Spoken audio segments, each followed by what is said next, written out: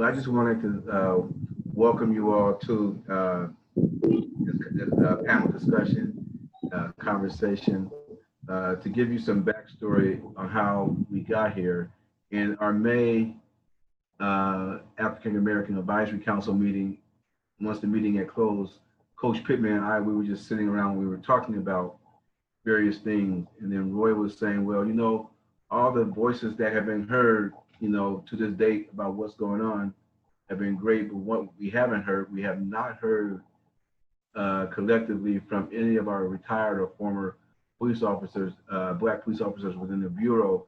And so I just think we need to really do that. And so the more I thought about it, the more I thought that was an awesome idea. So actually, Coach Pittman kind of birthed this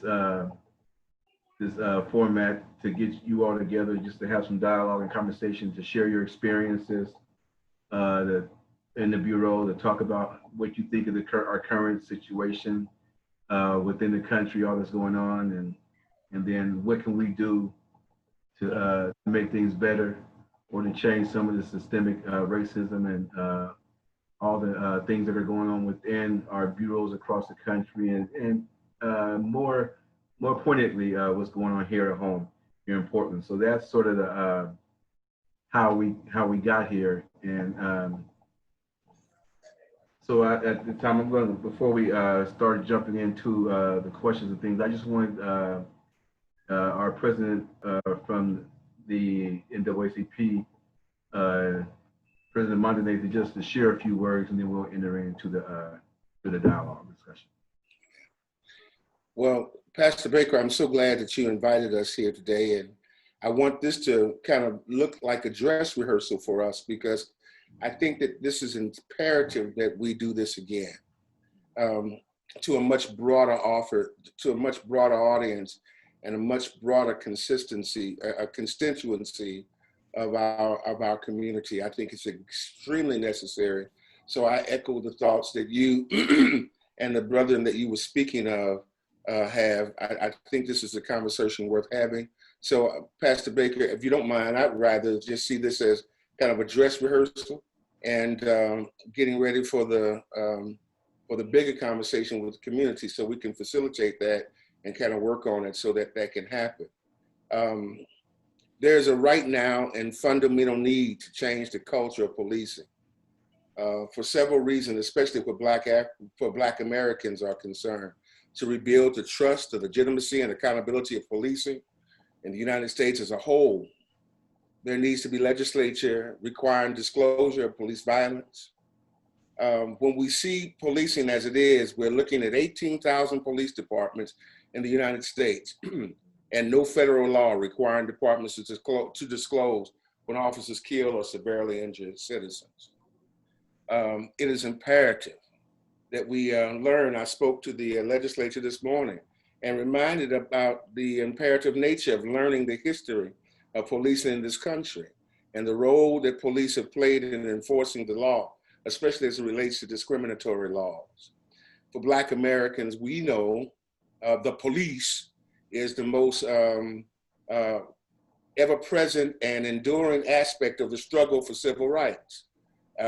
It would seem that it has always been a mechanism for racial control. It would seem that the knee on the back of the George Floyd neck has been there for us since the beginning, since we've known policing as we know it now. We've seen our clarion criers killed in the 60s. We've seen the voice of Medgar Evers and Malcolm X and Martin Luther King silenced where it comes to reform. But I'm encouraged today by this. Dr. King told us that there was a new unsettling force that was going to be loosed upon the shores of America. And I'm seeing that new unsettling force right now. And it was going to be more than about civil rights, but it was going to kind of conduct itself into a mechanism that demanded human rights. When we are looking at the new poor being not the indigenous and illiterate, but the blue-collar worker that is used to suburbia, now amongst the ranks of what we identify as poor people, we're going to see a completely different voice that kind of forces us to humanize the way that we do things in this country. We are in an extremely prevalent time in our history, and we will never see, I don't believe, this time ever come again. We are in the midst of a revolution, and it is imperative, once again, of African-American men, just like yourselves and I, that are baby boomers, to supply and kind of hook up with the Generation Xers, to teach the millennials to get with the Zers, and they're going to bring us back to the to amoral again. I see real strength coming, and I'm encouraged by what I see. And I am in no ways tired, and I don't think we should be either. So having said that, I'm going to shut up because I could go all day, and I forget that I'm not preaching a sermon. So, but I appreciate you all being here. I appreciate your energy, and I appreciate the time that we'll be able to spend together just conversing and understanding a little bit better. Thank you for having me today. All right. Thank you for those opening words, President Montanay. So what we'll do now, I just want to introduce those who will be sharing. And when I call your name, I just want you to kind of give your tenure with the Bureau, the rank, your rank, and the positions that you held, and then we'll go into the questioning. So let's go ahead and start with AC Kevin Modica. You want to go ahead and introduce yourself and share with us your role. Certainly. Kevin Modica. I served 31 years total with the Portland Police Bureau. I served a little under 5 years with Clackamas County Sheriff's Office. I retired as an assistant chief of the Portland Police Bureau. I currently work with Senator Lou Frederick, District 22, as a policy staffer. Okay, thank you. Officer Anderson, you want to go next? Certainly, I'm Larry Anderson. I was born and raised in Portland. I served on the Bureau for 28 years in a number of capacities, never promoted, spent most of my time working as an officer on the street. I ended my career in personnel as a recruiter in an attempt to diversify the Bureau. Okay, let's go with Paul Weatheroy. Okay, my name is Paul Weatheroy, and same as Larry, born and raised in Portland, Oregon. I was hired with the Portland Police Bureau in 1986, worked a lot of different positions, including narcotics officer. I worked as a detective in the cold case unit on our hostage negotiation team. Left the Bureau in 2015 as a lieutenant, and have currently been working since then at the District Attorney's Office as a chief investigator and the victim services manager. Thank you. George. I'm George Weatheroy, Paul's brother, born and raised in Northeast Portland. I got hired on with the school police in 1987. And then when the police bureau took over school police, I went to the police bureau from 2000 to 2012. Worked assault. I was a homicide detective and a homicide supervisor. I retired from the police bureau in 2012 to become the director of security of Portland Public Schools. And I retired from there in 2018.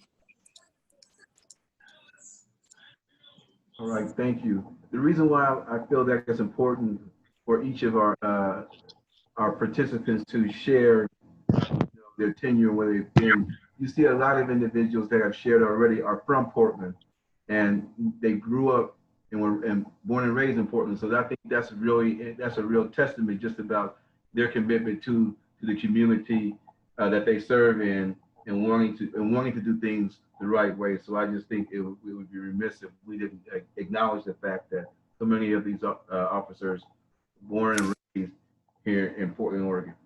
Okay, the first question I just wanted to raise, and anyone can chime in.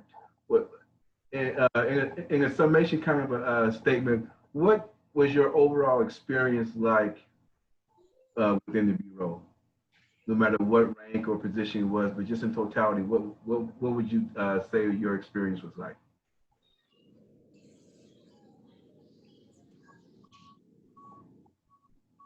All right, let's just go ahead. Larry, you want to jump on that first?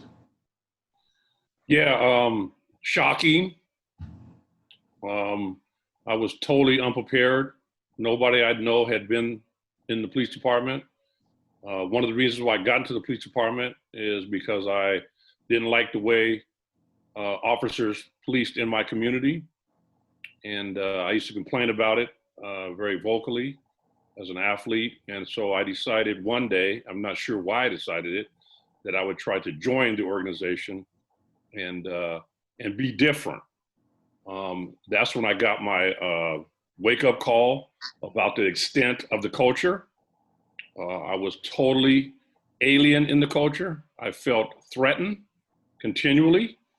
I had to grow up a little bit and mature as a person, but I was totally unprepared for what I encountered as an officer in the police bureau, not only in the culture of police, but my community's response to me as a homegrown officer working in the area where I grew up.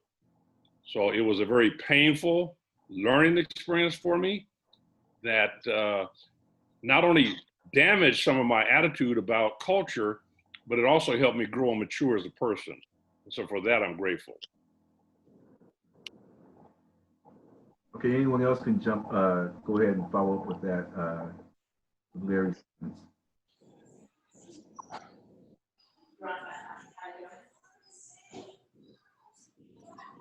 I'll jump in, Vernon. Go ahead. This is Paul. So I was a little more prepared. I grew up in a police background. My dad worked for the Portland Police Bureau from 1950 to 1983. And you can imagine some of the experiences that he had during that time frame. And he shared some of that information with my brother and I. But like Larry, I was kind of frustrated with how folks in our community were being treated by police.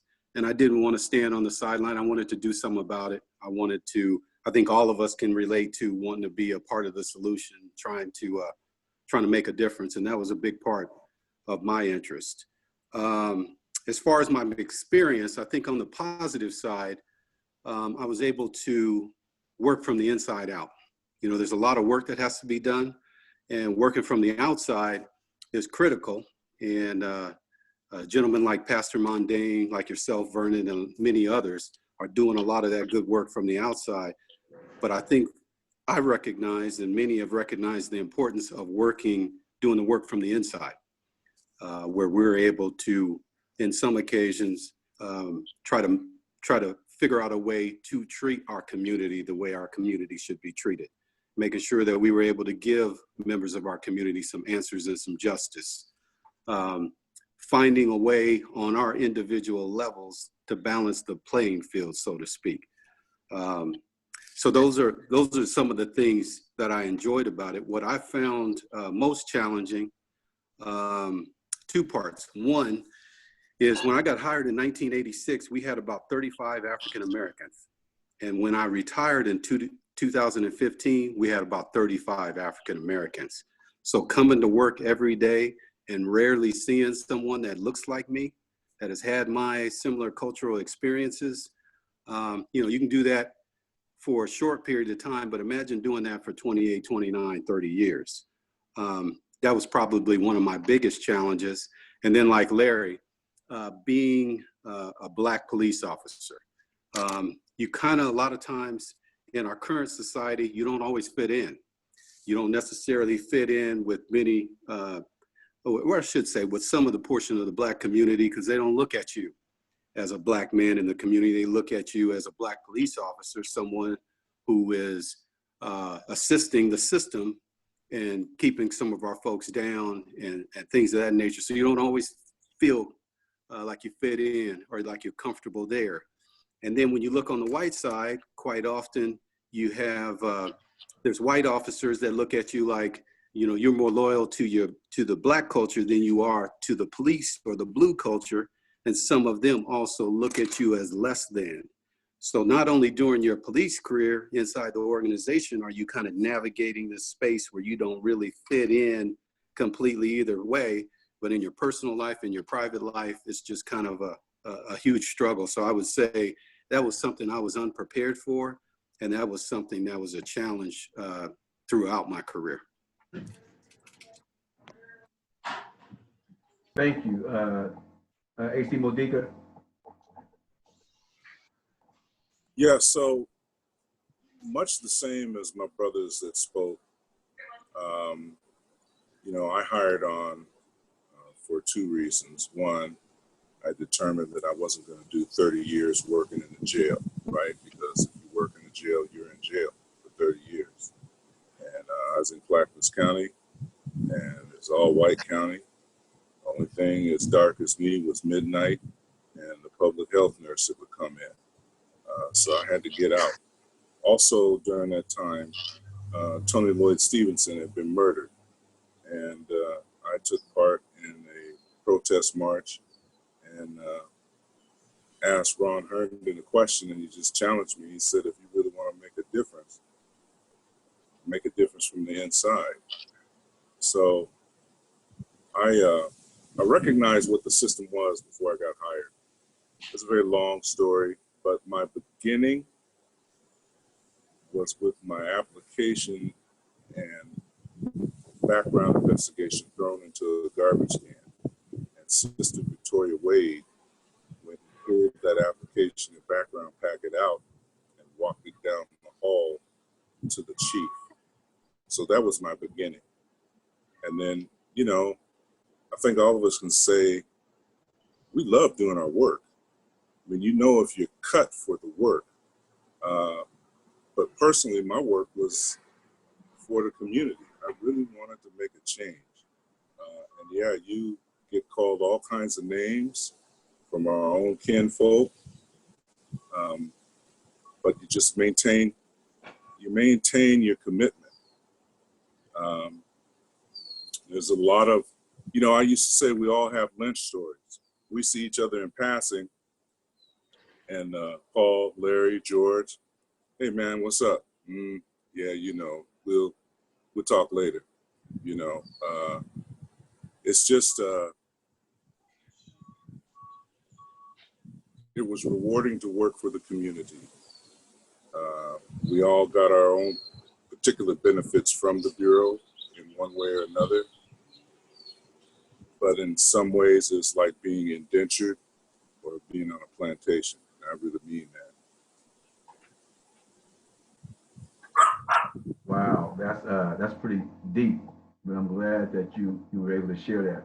I want to circle back really quick to a statement that Larry had made in his introduction about being on the Bureau. I believe it was like 28 years and never promoting or elevating. Was that something that you chose to do, or circumstances other than that, if you don't mind? Yeah, I had made a decision about 10 years into my career that I wasn't going to promote, so I wouldn't have to be silent in my outward protest about things I saw in the Bureau going on in real time. I thought to be able to work on the street in the capacity of a law enforcement officer was the best way to stay in contact with my community, be out there every day. And I didn't want to be co-opted into an oppressive system that I was trying to dismantle. So I wanted to be able to speak freely. I wanted to be able to talk in real time about situations. I wanted to be able to confront people, and I didn't want to have the obligation of promotion that could be hung over my head. And so that I decided then that if I didn't promote, that I wouldn't have to worry about behaving myself to a certain point because I might not be able to get promoted. And that was my main reason for doing that. My other reason was that whenever I went out to community meetings, whenever I talked to professional groups, whenever I talked to educators that talked about professions that young people could go in, the police were never mentioned in my community. They talked about doctors, lawyers, teachers, but they never said the police. So and I understood that, so I wanted to change that image because, quite frankly, a career in the police department economically is very beneficial to its employees. And I wanted to show up in uniform. I wanted to be different. I wanted to be seen as a professional, and I wanted to be seen as an option for young Black men and women. And so the only way to do that, oftentimes you have to be seen, and the best way to be seen was to be active on the street in the community. And that's why I never promoted. That's a tremendous story, or even I'll say even a testimonial, in that the sacrifice you made was one that was planned, and you had a very specific reasoning behind it, because you didn't want to be, like you said, silenced or co-opted, or you just didn't want to be held to a place where you couldn't say or speak your truth. And I think sometimes, and I'll just say this, sometimes we all have those decisions to make, and a lot of times I think we make the decisions, I'm not saying the wrong reasons, but for reasons other than what could benefit others. And so I really applaud you for, just having the wherewithal to make that level of a decision, to sacrifice, which you accomplished to subscribe to a higher or larger goal. So I really appreciate that. As you all were talking, I couldn't help but think about, some of the things, the challenges, the obstacles, the things that I'm sure got in the way or continue to get in the way to just make things difficult and more arduous or challenging as it relates to your role in the Bureau, and then your time with the Bureau. Can someone speak to what were some of the most difficult things? I know you share some things, with some of the most difficult things that you dealt with as it relates to the systemic racism or prejudice or bias that existed within the Bureau in general. I'd like to go ahead and start that out. I didn't get a chance to comment on my portion. First question. Okay, I'm sorry. Go ahead. I'm sorry about that, George. Go right ahead. I'll just combine it with. Yes. So for me, I had a different track. I got hired by the school police department in 1987, and I worked under a chief who was Black, Mac Lockett. And I also worked under Kevin Modica, and he put together the Youth Services Division School Resource Officers. And so my experience was mixed, right? So one part of it was, by being a police officer, it also opened up some doors in the community for me. It gave me some opportunities to do what I like to do, which is mentoring and helping others. I think we probably all have that in common. And so, and especially being a Black police officer, because even going back to the late 80s, a lot of people hated, dislike, whatever words you want to use, the police. And so there were parents, there were students, and there were teachers, the whole community wanted to know questions that are being asked now. What should I do if I'm contacted by the police? And so this isn't a new phenomenon that people are going through. This has been going on. So that gave me an opportunity to mentor, to get my foot in the door and try to show the other side of police, like Larry was talking about, the benefits, not just the negative side that you hear in the media. So the tough part though was sometimes you got to be careful what you ask for in life, right? So I wanted to be a supervisor. At least I thought I wanted to be.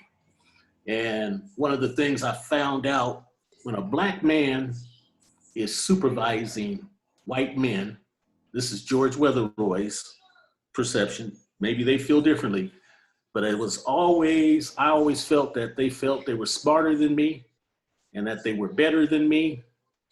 And I had to try to prove myself over and over. And I really felt like, you know, like Paul was talking about, like sometimes just being alone on an island and then reverting back to being a police officer because I never had a black partner, right? When there's a two-person car, the other person was white. And that person, so what I'm doing now is I'm doing what Kevin Modica and I talked about, and that's, you know, you have politically correct speech, you have some partial truth, and then you have what he and I, the damn truth, right? And I think right now, the damn truth is going on around this country that's making people uncomfortable, right? And so I really believe that there's no way that you could have generations of black people being treated the way they are unless there is a segment of the population, and this isn't politically correct, but there's a segment of the population that sees black people as unequal and black people as niggas, right? And so if you were an accomplished person like Larry or like Mo or like my brother, then you are a good nigga. But if you are slinging dope and doing something, you a bad nigga. But no matter what we do, we was always a nigga. And so I feel like right now there's a segment of the police department all around this country, these 18,500 police departments that have a segment of that population. That's why they treat black and brown people the way they treat, you know. And so, so my last little point on this mixed piece is, it just seems like in the Portland police, because there aren't very many black people, and at one point there was 5 precincts, and so the few that they had were spread out. And so it made it difficult for some people to spend 5, 10, 15, 20, 25 years in the organization and kind of feel alone. And so, but overall, I'm glad I did the job. It wasn't easy, but at the same time, like Larry said, there was a huge upside to being a police officer. All right, thank you for that sharing, George. I see that Officer Vince Elmore has just joined us, so I'm going to give him an opportunity to introduce himself and kind of talk about his experience in the Bureau, and then we'll move forward from there. Go ahead, Vince. Thank you. Can you hear me okay, Dr. Baker? Can you hear me all right? Yes. Okay. First of all, I'd like to thank you all for having this today. I'm sorry for my tardiness. I had to work today. Had some things come up at the end. But I got a chance. I've heard Larry talk before. It's good to see George on board. George, good to have you here. We hope you can make the next Noble meeting or the retired officers meeting that we had at Vancouver Avenue Church, which was a great meeting. Dr. Baker was there and others. So was Larry. So I echo what they have said, Dr. Baker, but this is just another situation. Is just a different date and time. When I first got hired in the Portland Police Bureau, and Larry remembered this guy, George Fort was my FTO. The first thing he said to me when I got in the car about 4 hours into the shift on night shift was something about spics and slant eyes. And I looked at him, I said, well, what do you call black people? And it's like George says, oh no, you ex-Army Special Ops, you good dude, you a good dude, you a good guy. That lasted about a week. And because I had the support of Larry and Dorothy, Harry Jackson, Barrios, I wish he was on this call. I actually survived that, because you have to understand from the beginning, when African Americans or people of color make any noise in the probationary process, they are eliminated. And then there's, whatever is said through personnel to get that done. They couldn't do that to me, even though after I did it, I went, I've given them what they needed. I was supported by others. And it's like George said, they weren't enough of us to go around. I think the most police officers, and Larry might be able to help me with this, we may have had 40 at one given time. I'm not sure if that We have number is 42. When I 42. got hired, we had 42. And as a matter 42. of fact, Father Weatheroy, I say this with all respect and love, was the first, if I'm not mistaken, Black officer to fully retire from the Bureau. Everyone else got made quit or got fired. So that says it right there. And that is true. He was the first to retire. When I got hired in 81, we had 47, and then we got 48, which I believe is the most people of color, because they weren't all Black. There were some Latinos that were counted, but that was the most people of color that we've ever had in the police bureau at one time, was 48. 48. Thank you, Larry. And for me, just that environment. And then eventually there was a guy, Larry, remember Luciano on night shift? He didn't want the issue.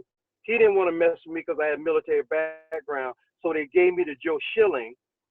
He wasn't an FTO, and I wrote my own evaluation. That tells you about the FTO program. And if we look at that process, it's consistent with what you see throughout the nation, because the FTO program is supposed to be a program that's the face of an organization. So that was the face of the Portland Police Bureau back then.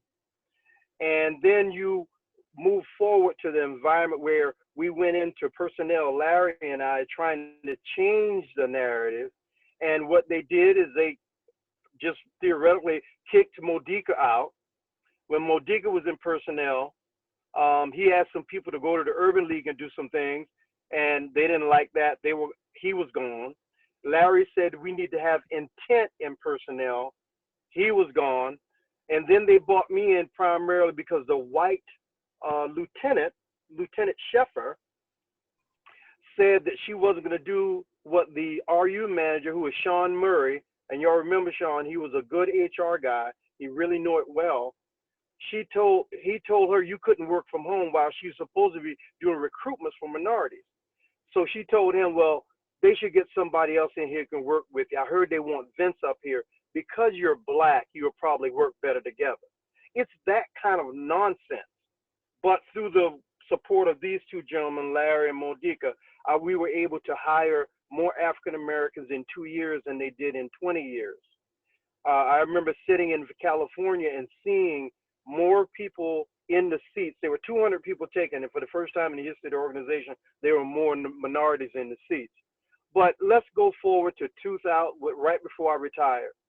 We had a big protest downtown, and I was the incident commander, and I wasn't bad at it because I worked at it really well. We revamped the rapid response team to be more inclusive, more interacting with the community before protests and so forth. I remember standing outside of North Precinct, and the hipsters, some of these hipsters, nice kid had a protest.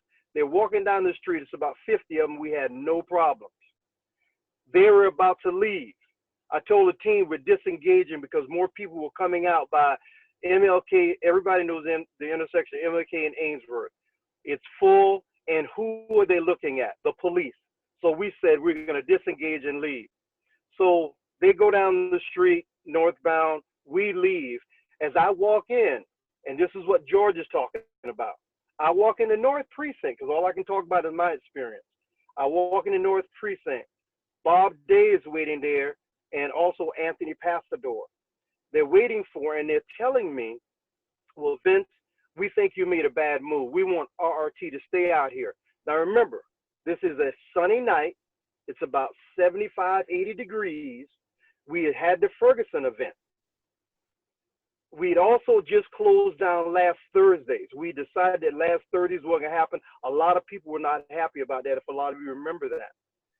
So their idea was to put RRT on the rails and have them ride around northeast Portland on a Saturday night. And if an officer from North Precinct called for cover, they wanted the RRT to run up on the community and get off the rails. I want to ask y'all, what do you think would have happened there? Do you think that would have been a good event? Now, this is a person who became an assistant chief, and he comes to meetings with us. But he thought that that was a good idea. And I don't know if you, Paul, George, Larry, have you ever had that environment where you're so angry that you forgot what you said to them? Because when he stepped towards me, he didn't talk to me like, I know more than you. He was like, Negro, you're not in charge, we're in charge, and we're telling you that. And I can't remember the sergeant's name, female sergeant standing to the right. You could see her walk away from them a little bit. I could tell she wasn't involved. And then shortly thereafter, because I don't remember what I said, standing out right outside of your room, Modica, I just turned, called the chief, and I go, these idiots had this idea. He goes, that makes no sense. I said, they will be calling you. I walk around out of North Precinct. I go towards the parking lot, and then I go into the back sally port. I tell the 13 to stand down. We don't need Overwatch. And I walk in, and all my sergeants, Neil was there, Poole, McDaniels, Ryan Lee, who just got the job in Boise, and they started laughing. And I said, what the hell are you laughing about? And they said, you've been AAA. He said, they came in here before you got here and said, we don't think he made a good decision. We don't think he's a good leader. We want you to support him. And we went, okay. And they laughed, and I kind of came down a little bit because I was so angry and so upset. And I never forget, they said, regardless of whether we agreed with what you did today, what you did made sense. And there's no way we should be in the community riding on our rails unless it's for a protest. That's the kind of thing that you don't know behind the scenes that they do. But then they come to meetings and pretend like, I want to do this. Or when they want to make the rank of lieutenant. Larry and Chuck, you know this yourself. A lot of people don't want to do anything with community policing until they're about to make lieutenant. And then they want to get to know Larry Anderson. Then they want to get to George Reservoir, because we've been connected to the community ever since our times at Edna Robinson, Sharon McCormick, Ron Herndon, Mr. Brown, Mr. Hunter down at Grand High School, and so on. So this is just another story in the part where we need to go forward. Because if I don't know if you're paying attention, ORCOPS, the Oregon Coalition of Police and Sheriff, just said that the Lou Fredericks put some stuff in the legislation, and they said it was unworkable mechanism. It means that they don't want the system to change. So the good old boy system is still there, and they're going to show their faces.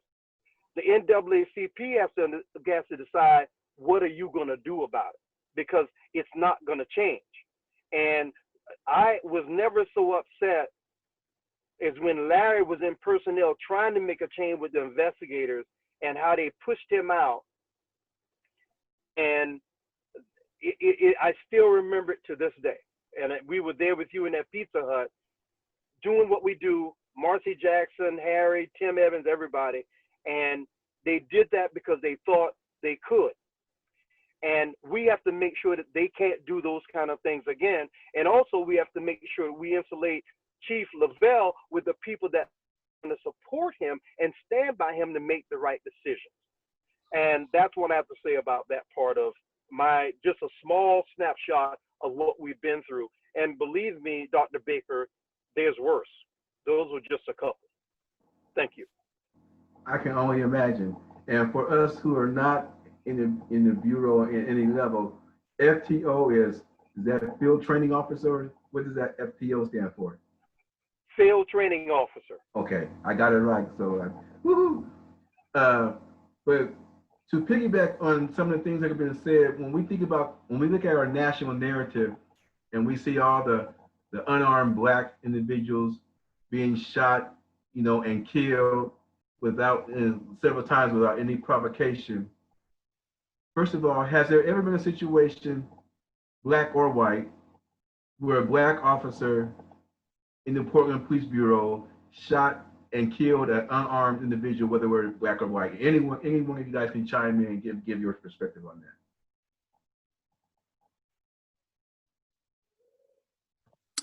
that. Dr. Baker, not that I'm aware of.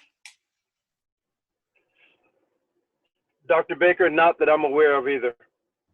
Okay, I sort of thought that, and then a follow up to that would be, why do you think that is? I mean, you all are in the same situations and scenarios that we see jumping off all over the country. I've seen situations where, especially back in the '80s, when you all were doing your best to kind of squash and deal with the gang stuff.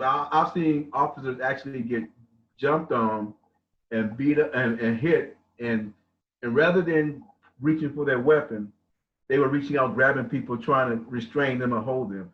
So why is it that none of you all even finding yourself in situations that could be defined as being in peril or in danger? Why is it that no one in our history has that same piece on their resume in terms of shooting an unarmed or killing an unarmed Black or white individual? I wanna chime in real quick here. One, I think we know how to do our job. We didn't take it lightly. Most of us came out tops in our recruit class at DPST or better, plaques on the wall. We did our job very well. Now, the man I shot and needed to kill did not die, but he was armed. And the white officers that were with me that night were telling me not to shoot him. The man had a lever action 30-30 pointed at me, and he could have been stopped 3 times before it ended up with me. And so I say we do our job very well. And several of us on this call were in part of the reconstituted gang enforcement team. Charles Moose fired the team because most of them were white. They had our boys on the ground, kissing the curb, crossing their legs, kneeling in a subservient master-slave position. We came on, and Dr. Baker, I can say this, sometimes it was rough, but then none of us get beat up. And, we were able to do our jobs very well. I think it's because we're community centered. I will say to you, Dr. Baker, that I had decided a long time ago that I was not going to be scared of Black people. And so I just decided that I was not going to be afraid of Black people. And so I was never in fear of my life to the point where I thought I needed to kill people. Now, it doesn't mean that I was not put into a number of situations that could have had a deadly outcome. But basically, I had decided as a person that I was never going to be afraid of people who look like me, and that I would always be able to give the people that look like me the benefit of the doubt until it became clear that that was no longer applicable. I can recall as an officer all those years working in the 80s and the 90s, doing where a lot of men were being shot and killed and guns were a total of 3 times I may have taken my gun out of the holster. I think 3 times I've taken it out of the holster. And I think one time I actually pointed it at somebody with the intent of shooting them if they did not comply. And that's in 28 years of working. The other times I put hands on people. And that's how you dealt with situations. You told someone to do something. If they didn't do it, you put the hands on them. And that used to be an acceptable practice in our community. Exactly. When that no longer became acceptable, then we went to something else, which is much deadlier. But I was raised in a family that you were told what to do, and then if you decided not to do it, people put hands on you. Okay, and so it's called the hands-on ministry. Okay, and also I realized early in my career that this was not a competition. I was not competing with people. This was not a competition to see who was the best. And so once you get out of that compete mentality, then you do what's necessary to get the job done. And so it took a while to figure that out. But once you figured that out, then it was very useful. So a lot of people think that somehow the police are in competition. Why do you need all those officers on that one person? To make him do what we say. So when you take that away from us, the hands-on, the getting up and close and personal, de-escalate by your presence and your proximity to people, you actually foster and raise the potential for deadly force to be used. I want to add on to what Larry's saying because once again, I think we're embarking on the damn truth, right? And so here's a little bit more of it. I think the reason why Black officers, probably around the country, but I can only speak of in Portland because there ain't really none outside of Portland, but it's because we are not afraid of people who look like us. They can move their hands around, they can sell wolf tickets, and we are not afraid. We were not afraid. But if you look at the training and how, and once again, it's the damn truth, the white officers, when they see somebody big and dark skinned like me or like Larry, and that person ain't smiling, it's a tactical situation. The first thing they do is hand go to the gun. And now, and this is one of the changes that needs to take place. You know, Larry tried, Vince tried to change the hiring practices of the police bureau, to change the point system or however they would figure out who would make it to the next level. And you have, let's say, for example, 10 background investigators right now. To me, a real simple way to start making a change is you have all of those 10, they can reapply for their positions, but let's get some new blood in there. Let's get a new supervisor in there. Let's get a new system for hiring people. Because, for example, we got 100 for Portland Police that are going to retire this year. Great opportunity for Chuck, Chief Chuck, to get some new background investigators in there, to get some people in who are not scared of Black folks, who have been around them and understand and have maybe some empathy, maybe some mutual respect.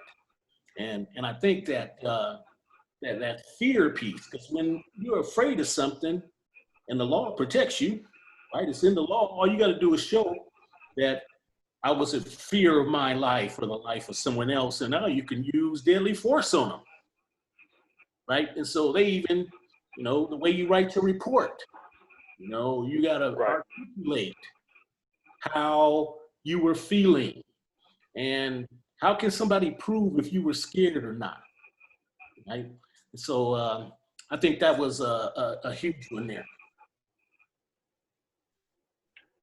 Baker, could I follow up with a little bit of what Larry was talking about? That part when Larry said, I wasn't in competition, I think we all inert, we kind of had that feeling because it wasn't a competition. And from that standpoint, if you think about that Atlanta shooting, I haven't seen all the paperwork or all the records, all those pieces, so I'm just giving you my concept. that may be what Larry, that piece may match that situation, because sometimes when you lose things, you feel you got to do something else. And you don't have to be afraid of people that you're working with, the community, and you learn that by getting and having relationships with them. And we're not talking about short-term relationships when things happen now and then. We're talking about relationships that go on and on, like we've had with AAAC and all the other organizations, Black organizations in our community that we've been involved in. The problem is when you don't have that buy-in, there's a problem that the situation occurs and now they don't know what to do with it.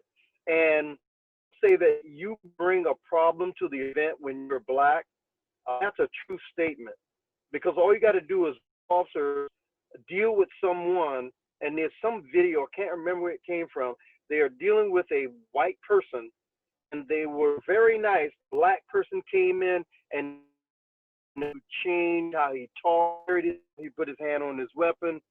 It's just a training piece. The thing, what you also want to got to understand, this is bigger than the Portland Police Bureau. This is a metropolitan area. This is the Public Standards and Safety, DPSST.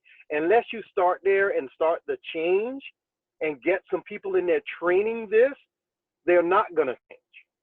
And what they're doing right now, legislature, is just the filibustering they're doing to try to see if the movement continues and all the momentum goes away, and then they'll try to make the deals and done from the past. Believe me, we've seen this, it's come before, and then the names change, the colors the same. We have to deal with that, but we need to look at it on a broader aspect, because I would like the officers for listening to me right now. If the officers involved in those situations, wherever it may have been, whether it was Michael Brown, Atlanta, Minneapolis, if the sergeant, the lieutenant, and the captain were under investigation after this happens, it would send real departments about accountability. Because if you look at some of the pieces, when you look at HR, and Sean taught me a lot, he was very patterns. And when you look at individuals, if you have someone that has a pattern, in the military where I come from, if they messed the mission up, it wasn't about you, it was about the sergeant and the lieutenant and the lieutenant, and then up the chain. In police work, myself and Larry can go out and do something, and then we're held accountable, and we're on the news and so on and so forth. But Dr. Baker can be our sergeant, and he just go back to work the next day. You right after that, he's good to go. But if those people were held accountable for having situations where they saw that this individual had issues, they had use of force issues, they had communication issues, they had all those pieces in place, and you didn't address it, and now they act out and create this environment, it would send ripples. But then you have to deal with the unions and the process. But it's about accountability. Until you get accountability, it's not going to change, because we still have schools that will be prosecuted, and there'll be a number of them and so forth, but they're supervisors. Some of them may resign, some of them may force retirement, and so on. But it doesn't change the mentality of the people that are at charge. President Obama had a presentation he did on racism. I don't know if any of you saw it, but it was very succinct to me. He said, you have to make the people that are in power uncomfortable. And until you do that, they're not going to change it. And that piece is what's missing. And it's accountable, because if I have $1 million account in a private company, and Dr. Baker, you're my supervisor, and we $1 million account, I got a feeling I won't have a job either. But in the policing piece, the officers on the ground have to deal with that piece. The next realm up of supervisors, maybe, but insulated lieutenants, captain, and so forth. And you should address every situation the same, because they could be their cases. But until accountability, and all of them is a sergeant military, I knew that if my people weren't prepared to do their job and didn't do their job, I'd have to say sergeant major would deal with that. In this piece, not the same. And so until you have a crew that takes a bite, and now the sergeant and lieutenant, it's a sunny day, they out having a burn, and those people in jail, but nobody's talking about what they didn't do to make sure that those people are doing the job correctly. That's just my input for the longevity and the procedure part of that. Well, great. Before we're kind of winding down, but I wanted to circle back on a couple of things. I want to give those who are on the call who are not from the Bureau a chance to ask a question or two if you feel so inclined. So I see there's a couple of individuals who are not part of the Bureau. If you have a question or a comment you would like to make, I'm going to open it up right now for you to do so. Anyone? Okay, well, first, my name's T-Von Abel, and like many of you, I'm a Portland native. Mr. George Weatherroy, I've really have appreciated our communications. Dr. Baker, I appreciate you inviting me to the call here, and this has been amazing. Like, I've been riveted to hear you all give your experiences. And I've really been paying a lot of attention, and I kind of see there's kind of like 3 different angles on police reform that I'm seeing, and I guess I've talked with George Weatherroy quite often about what many of you have agreed are the changes that need to be made. And they're pretty big. Like, I think the hiring changes to me sound pretty big. The idea of, it's been talked about getting more community members like yourselves who actually are invested and care about and know a lot of the families who are in the communities on the force. And so I see that as attacking the kind of corruption that happens, like we saw with the West Lynn Police Department, who then want to harass this dude. So then they reach out to the Portland Police Department, and the Portland Police Department says, okay, like, let's see, how can we help you get on this? So I think that's one type of corruption that needs to be handled. Then I hear that there's another kind of angle that says, hey, what about the unintended? We call it the people who have implicit biases. We call it, I kind of see that as the unintentional sort of ill effects that really affect everybody in society, right? And so then I see there's some reforms that can address that, right? Reforms that would increase the amount of time that an officer has between hand on the weapon and pulling the trigger, right? Because we know that the longer that, more seconds draw out, the likelihood of a civilian surviving is much higher, right? So, and with implicit bias, I want to caution us, and I do have a question, but I need to get some of this out, and I appreciate you guys' patience with me. With implicit bias, there's a lot of focus on this. There's implicit bias trainings. There's this, there's that. And I can share some of this information, but from what I know about implicit bias, it doesn't really do a very good job of indicating how a person is going to respond in real time and in real life.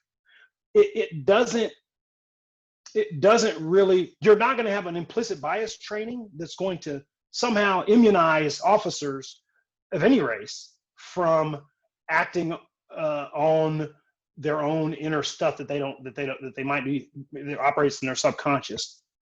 But what implicit bias has told us is that in communities, and who was it? I think, well, many of you have talked about this idea of fear of Black people or fear of the other. And in communities where there is that perception of the community or of the people in the community, then we see higher rates of non-effective, sometimes lethal police interactions with civilians. So it's good at telling us big things that, but realistically, police of all races are better than the general public at controlling their actions over and above their implicit biases, right? So in pull the trigger situations, police are better than the general public at pausing. But the police who are most involved with the community, who come from the community, pause the longest, and so don't kill anyone, right?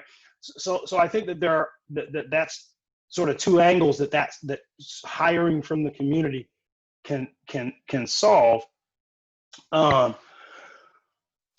I guess so. I appreciate you guys have the solutions, and it's just baffling to me that even from a business standpoint, why bureaus wouldn't reach out to officers like yourselves and say, hey, how can we fix this, right? And really actually seriously listen to you guys. It baffles me, because if I'm a business owner and I have the breadth and I have access to the breadth and depth of information that is in your guys' heads and hearts, I would be a fool not to reach. I mean, they kept Steve Jobs on at Apple after he wanted to retire because they recognized that about him. I don't understand why bureaus don't. So I guess there's that. So my question is this: and I know some of you are no longer in close connection with the Portland Police Bureau, or at least who have moved on. But there is a Commission on Community Engaged Policing that has several. Well, first they had recommendations for the rehashing of the labor negotiations that are happening right now, or that are kind of stalled out, from what I understand. But now they have, like very recently, like June 2nd, have made this other recommendation about redirecting funds. And so I guess I wanted to share some links with you guys. I wanted to share that information with you guys to see about the viability of any of the. So there's 5 recommendations from about the new labor agreement and the policies that could be attached to that. And then there's a kind of not as specific recommendation about redirecting funds, and it has some stats about we spend more per capita on our police department than Detroit and LA and like Boston, like these big cities, and that our crime rate is flat, and so we should just redirect these funds to parks and other things. And so I guess I need to know, my curiosity is around, particularly with the 5 recommendations for the labor contract. There are things like mandatory drug tests after a fatal incident. That seems just like a strange thing for me to have to ask for as a civilian, right? Like, if I work for a company and I get in a car accident and I'm driving the company car, I get mandatorily drug tested. But as a police officer, as a citizen, I have to ask for some change in the way a police department operates. So that says, hey, if you kill somebody on duty, we're going to see if you were impaired in some kind of way. That, to me, from a bureau standpoint, what's the resistance to that? So I guess that's my question. And I'll put a link in the chat for the information I was talking about.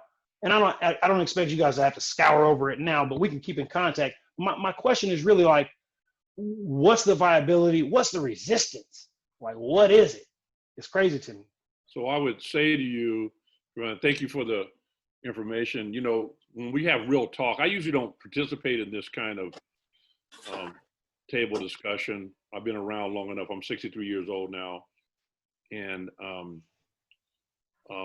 you know, I worked on the street for 12 different chiefs that I can remember.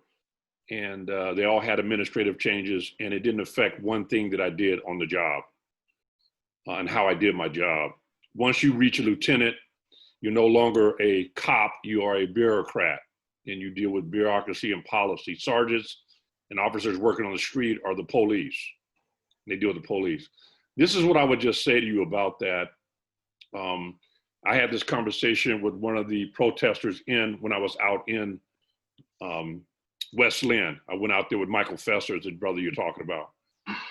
And the young man was talking about how the public does not trust the police, and he was giving all the reasons why, and they were valid, right? This is what you don't know. So I'm just going to tell you this.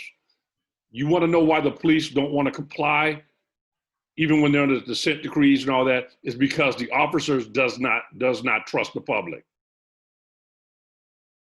They do not trust you. So now what happens when you have two groups who have to interact on a daily basis to the seriousness of lives can be taken, and those two groups don't trust each other? What occurs? And what the police won't tell you, and what the bureaucrats won't tell you, and what the politicians won't tell you is that the officer on the street does not trust the community that he's serving in, that if he tries to do the right thing, or if he makes a mistake, that he won't get crucified or made a scapegoat. And as a result, you just retreat to the status quo for your own protection because you don't believe anybody got your back. Now that's the truth. And what you gonna do about that? There ain't no trust. These people come out and talk all the mess they want to, but that officer working in that car out there every day is not only afraid of the community that work with, he does not trust them.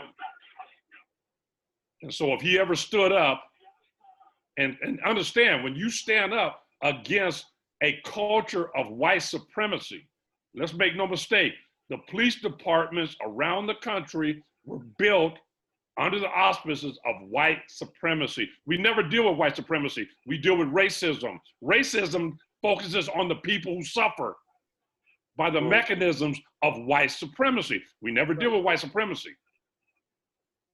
We talk about racism all the time, but we live in a culture based on white supremacy where too many white men's opinions are normalized about everything that we do in the culture.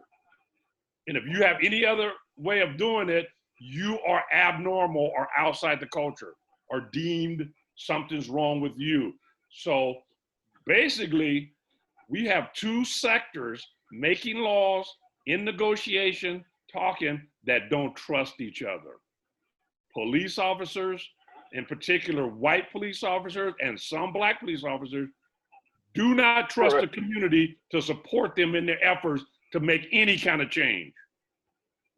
And so nothing happens. I worked on the street as an officer with at least 12 different administrations, and not one thing they did affected the way I did my job every day. So just know that.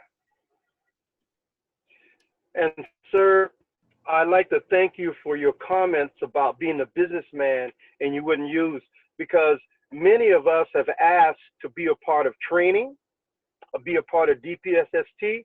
And what we find is the same thing that happened to us when we were in the Bureau happens to us after you leave the Bureau. You're in competition for the same kind of jobs with the same people, and those same people get the jobs.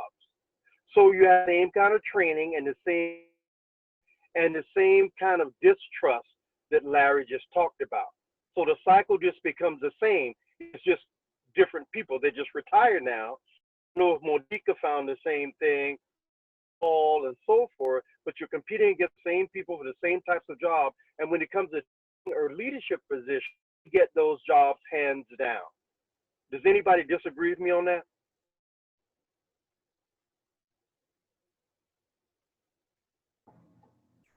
Hey, I just want to say that I really appreciate, I have two more questions, but I really appreciate, Gary, how you broke that and you made distinction between the two and how important it is for us not to get so caught up on the one aspect that we don't hold the other side accountable, because that's where it all emanates from. And so that's really important. And you had, I think, Vince, you had said something about asking, by you being police officers and things like, and part of the Bureau, the ask is, I understand that. But those of us who are outside the Bureau or not associated with the Bureau, I think it's time out for us asking. We need to start demanding what needs to take place. And so with that being said, I know we can do a whole lot of things, but the one question thing I'm gonna sum up about the community. The next question I had, what do you all think about the overall structure of the leadership from the mayor on down in terms of how that has been and how that affects the Bureau in terms of making progress or being just stuck where we are or even moving backwards? So you have white authoritarian leadership. You have a militarized police department that looks like little mercenaries now walk around in the community.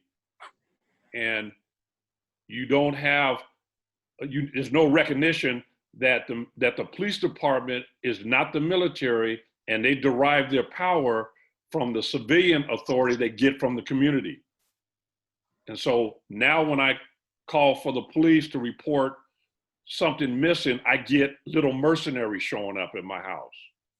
They look like they're at war. You hear rhetoric about war on crime, war on this, war on that.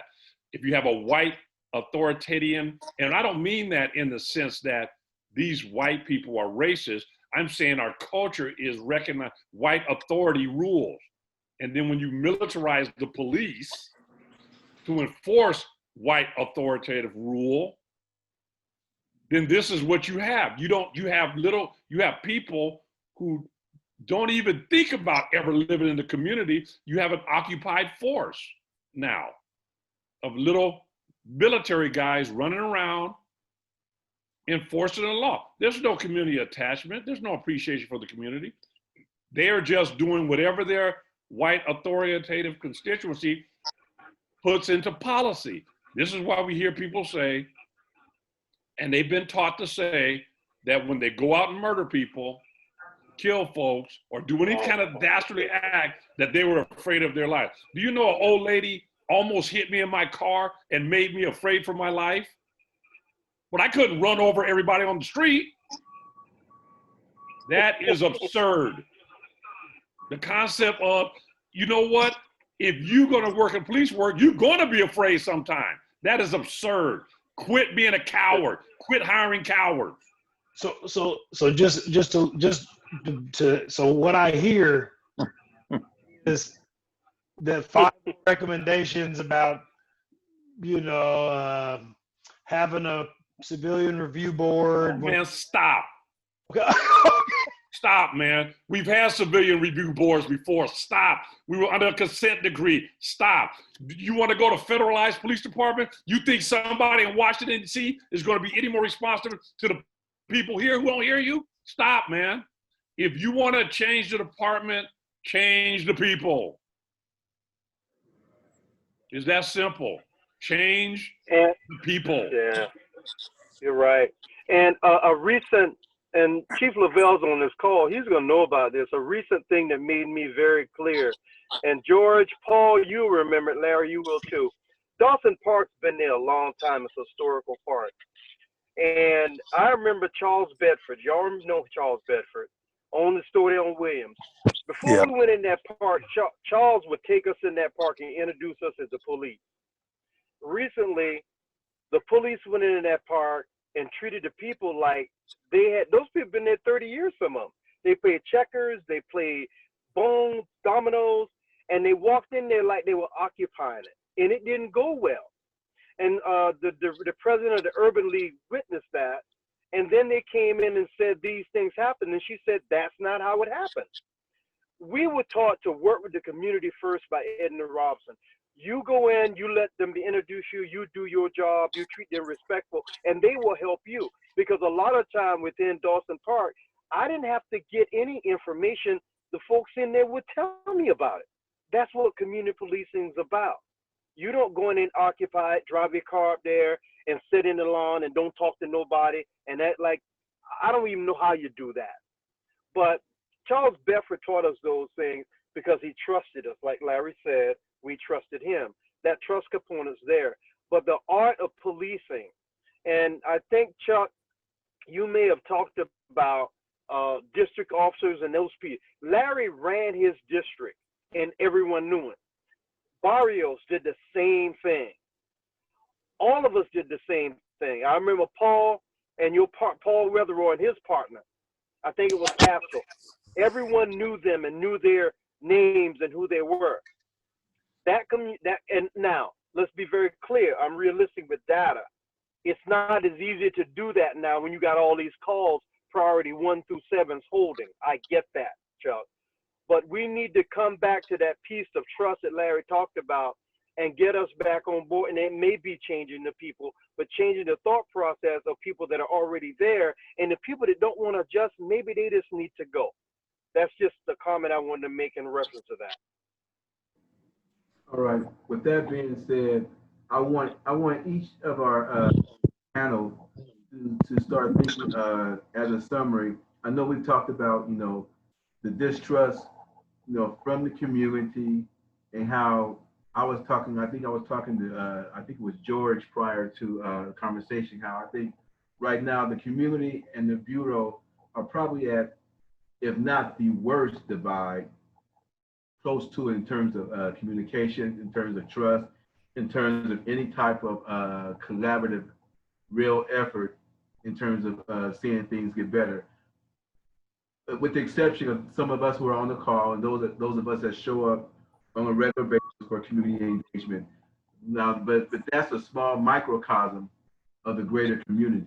So in 2 minutes or so, I want each of you all to not necessarily make an appeal, but what would you say to the community to help change or alter their perception of the Bureau, and then you, as being a Black officer, your sweat equity and what you've done over the years to try to make this community better?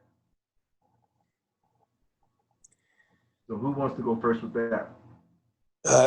I'll go first because I haven't said anything. My name's Mike Townsend. And first of all, I'd like to thank you, Vernon, for inviting me. I'm here to support both Vernon and Larry. I'm in their Bible studies. I'm humbled that you allow me to be involved and listen to this. This is what more ministers and people and business leaders in the community need to do. And I just like to pray. I've seen a lot of you guys around town. The Weather Warriors, I believe, went to Jesuit High School, very well respected family, both Paul and George. I recognize them. I recognize Mr. Elmore.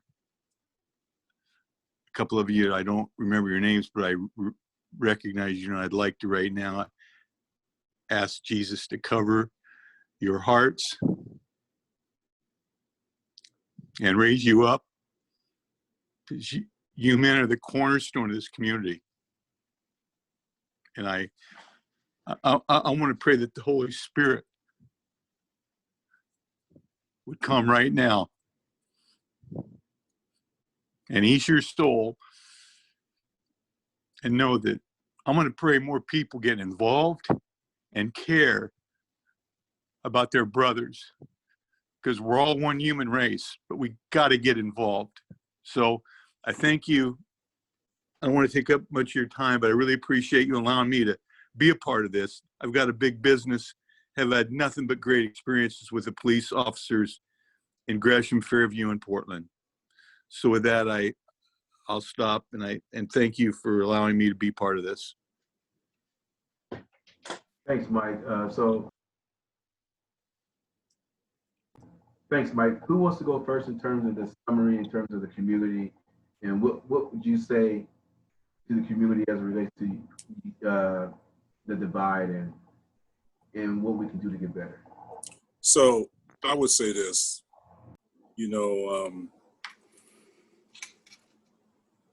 the situation is an and yes. We've spoken about white supremacy, implicit bias, white supremacist structure. Yes, right? We talk about officers that don't know what they need to know and how to do their work. Yes. The and part for me is there's a lot of hyperbole, right? There's a lot of energy, a lot of emotion, right? Mr. Townsend just spoke. You can't run your business on emotion. You go broke. You have to deal with facts, so I would just say that if, in fact, someone or some entity besides us has an opportunity to talk with the community, talk the facts. Yeah, there should be structural change. but you got to use the right words. There are things that are being asked for that are not going to work for anybody in humanity, period. And I mean that, right? People can say, I don't want this and I don't want that. When they call those 3 digits, they're really going to want the agency to have those things to save them, right? They're tools, right? If you ain't a carpenter, you're going to mess stuff up, right? You can't use a hammer for everything. And this sounds like anathema to a lot of people, right? Because many of us are engaged in the movement in ways that we don't speak about, we do. We're all about that action. But to push hyperbolic information and tell people it's true and they'll be 100% better, that's not okay. That's just not okay. And the same goes for the police side. I'm not racist. Oh no, that's not us. That's just not true. Because we worked with you. We know you. We ain't never been to your house, right? Your kids ain't never played with our kids. We buy an old bucket. You wonder why we got a new car. You show up in a boat and a truck and you want us to worship you, right? Ain't never been to your house.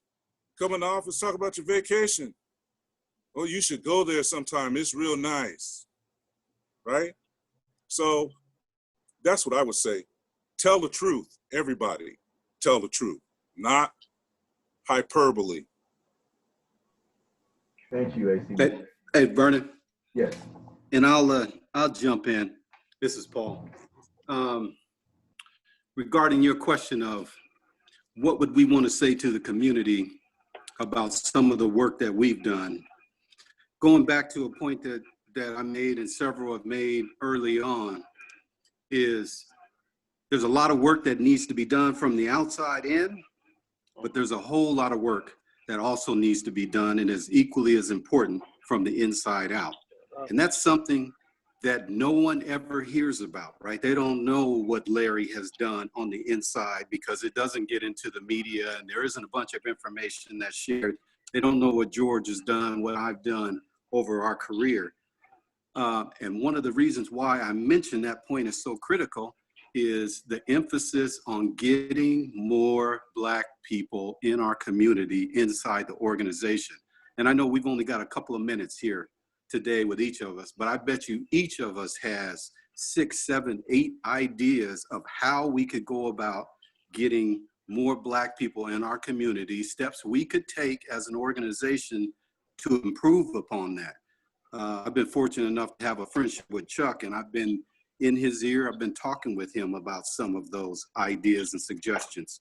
But I think that if there was ever any way for us to get this group of people together to also be a part of, as I think as Tavon talked about, being able to give you some information, some ideas and suggestions on how we can make that difference.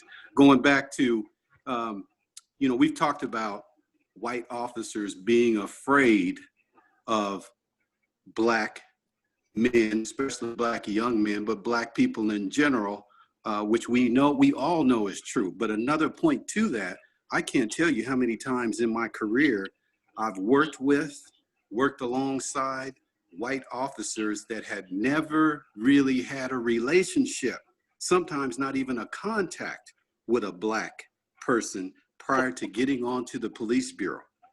And so their exposure to, quite often, and not always, but quite often, their exposure to Blacks is once they get involved with those limited numbers that we have right now inside the organization. So beefing that up would impact that. But then it's also based on media and all the other,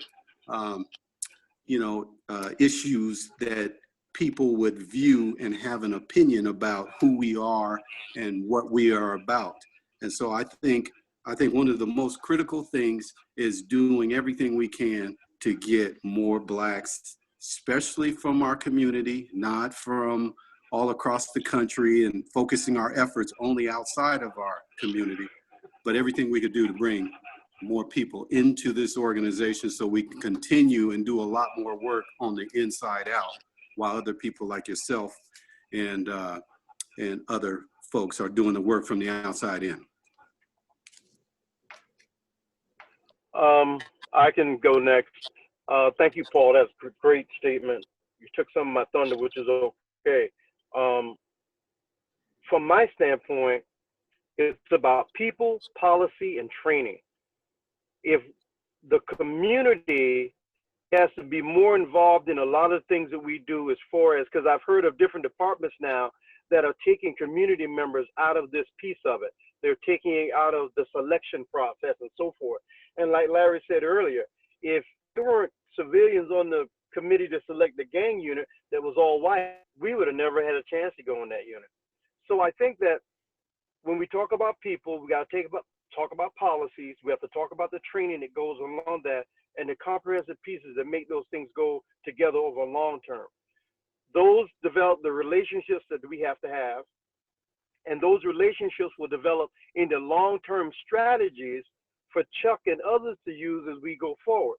Because without the people, the policy, the training, and the strategies, the momentum of this is going very well.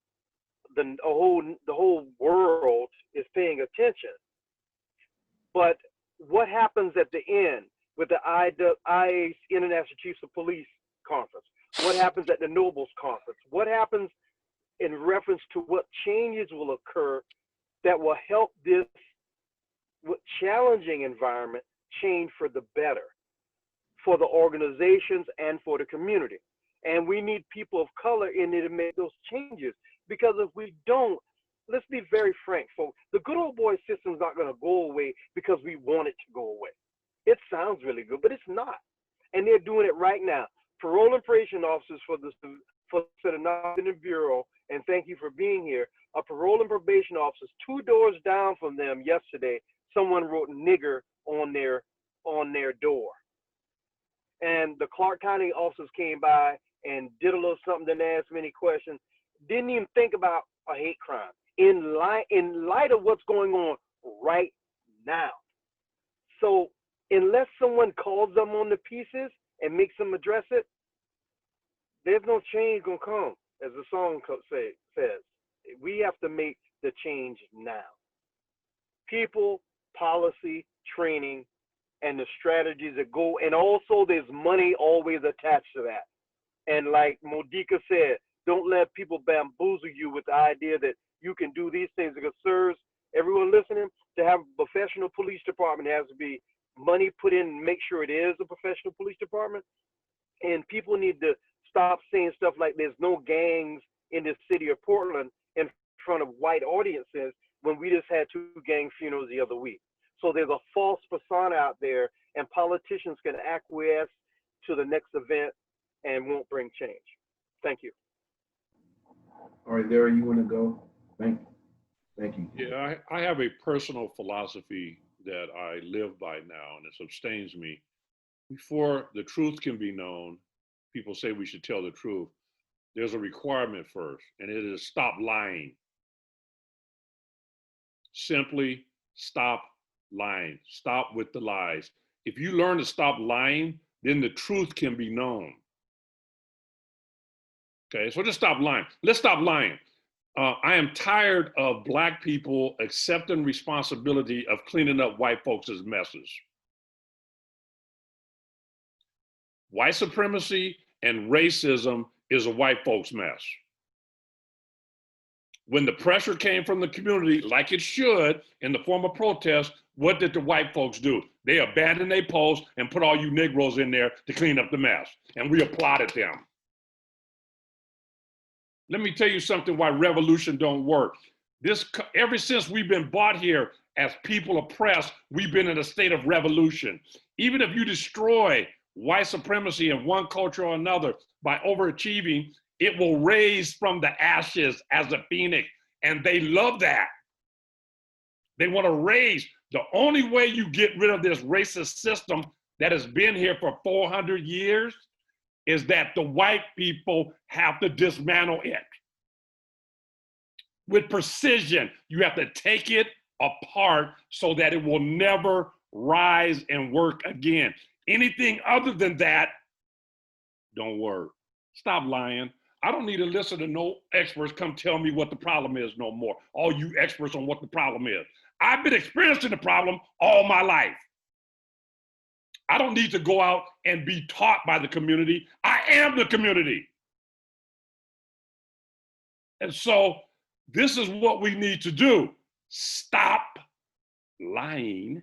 You cannot train anybody out of their implicit bias or racist behavior. All you can do is get enough people who have a different perception and lifestyle to balance it, which means that you're going to get some people of color, some Black folks from our community to go into public service, because that's what being a police officer is. It used to be called peace officer when I got hired. Public servant. It's like going to war. You do a term of public service. Now, let me help you understand this last point. I'll go, Vernon, because you know I get excited. Okay? If you are unwilling to do that, shut up. Shut your mouth. This paradigm that you're living in, this pipe dream you're living in, that somehow you're going to present policy that's going to change this behavior that has been oppressing us collectively for 400 years in this country without a break. Look, I had this conversation 20 years ago. I can bring the video and we talked about the exact same thing with the exact same solution 20 years ago. That's why I'm going to your meetings. Because now all you people think, oh, we're going to get some policies and we're going to do some training and we got some suggestions. Please. If you want change, you have to become the change that you want to see. My last point. All you Negroes talking about you represent the Black community, what community are you talking about? Because the community that I worked in and that I grew up in no longer exists. All the perceived leadership has sold your community down the tubes, and now they begging to let some people come back into it. Let me tell you about that leadership. They should be fired. If you worked at a young brother talking about business, if you was the CEO of a business that did that, you would be terminated. And we got the same quote unquote leadership that we want to listen to now. Please quit lying. Just stop. Thank you, Dr. Vernon and the brothers for giving me the time. And it's okay if you don't ask me to come back, because I know where this is going to end up anyway. Thanks, Larry. George?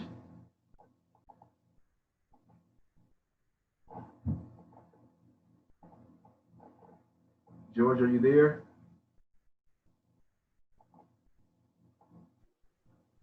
Okay, well. Can you hear me now? Yeah. Okay. Yeah, so like I said in the very beginning, you have the politically correct speech, you got a little bit of the truth, and you got the damn truth. And I think Larry's been spewing it, and everybody in their own way is telling the damn truth. And that's what we need to start down the road to making some change. So I agree with what everyone else has said. The only thing I would probably add, and is it going to make a difference? You know, you never know until you do it. So we as Black men and Black people, if you don't live down south, right? We have opportunities here on the West Coast that the authentic Black people, as they call it sometimes down south, they don't have the opportunities that we have. So we have had to learn how to be comfortable in uncomfortable situations. We have had to get a doctor's degree on learning how to be comfortable in uncomfortable situations. Every one of us here has been where they were the only or one of two. We need to flip the switch, right? We gotta have that segment of the population, which I don't really think is going to change, but there's another segment that really wants to change. They got to learn how to get into uncomfortable situations and make themselves comfortable, like we've had to do, right? Not looking for easy. It's going to be tough, but until we get the officers to, quote unquote, show up, right? That's how you get respect and trust, is you show up and you continue to show up, and then it's how you show up, right? And then, and I think oftentimes, and I know Coach has talked about this a lot, is we get some white officers, they come in, they build respect and trust, and they get transferred to another precinct or they get promoted. And now you get somebody else that comes in and they got to start from ground zero trying to build that trust. So, you know, there's a lot of different ideas, but the biggest one, and I don't know if it'll happen, there's some low-hanging fruit that we can maybe do first, but we got to find a way. Every year there's about 100 officers that retire, and when they go, we got to have a process of getting new blood, new types of people coming in, and then the next year 100 leave and we get new blood coming in, and after 5 years in a department with 1,000 people, you have a chance to really change the culture. But that's if you're serious about change. Thanks.